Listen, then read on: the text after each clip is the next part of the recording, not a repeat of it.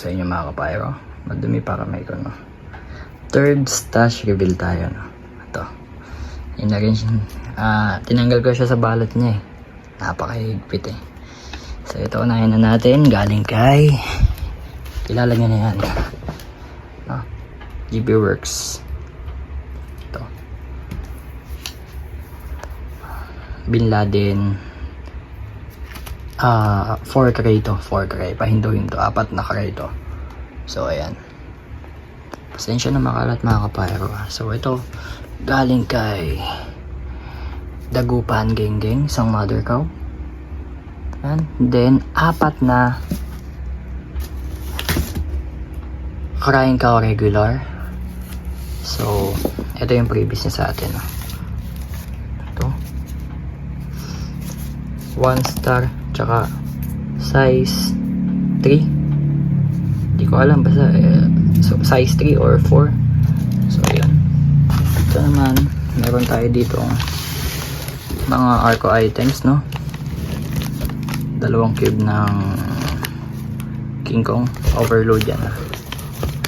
Ayan. Tapos 1 cube ng tuna at 1 cube ng kabase. Kita nyo naman.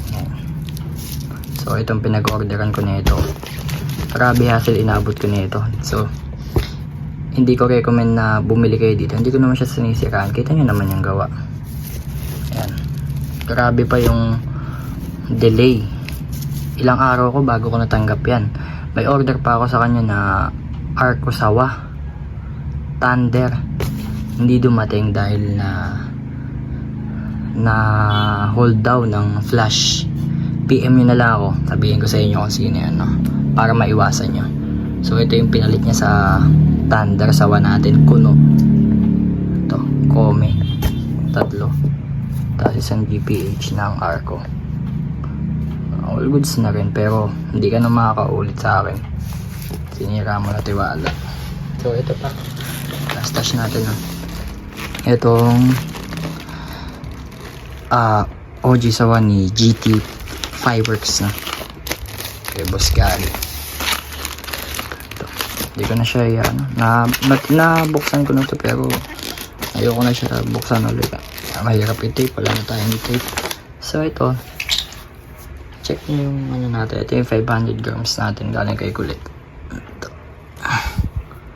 So ayan siya. Kasi ayan yung pagkakaiba niya. Ayan o. Para makita nyo lang. Ayan siya pag tinayo. Ayan. Hindi lang ko pa makalimutan. Meron pala tayo dito. Quitis Bombshell galing kay Biastro Pyro, no? Solid defect na ito. Check nyo sa YouTube channel ko. Makikita nyo to. Ito freebies niya. Isang whistle bomb loaded, tsaka Whistler rocket. Tapos itong crafting ng kulay blue. Kulay blue. Hindi ko kasi makita eh. Hindi ko kasi makuha eh. Ayan.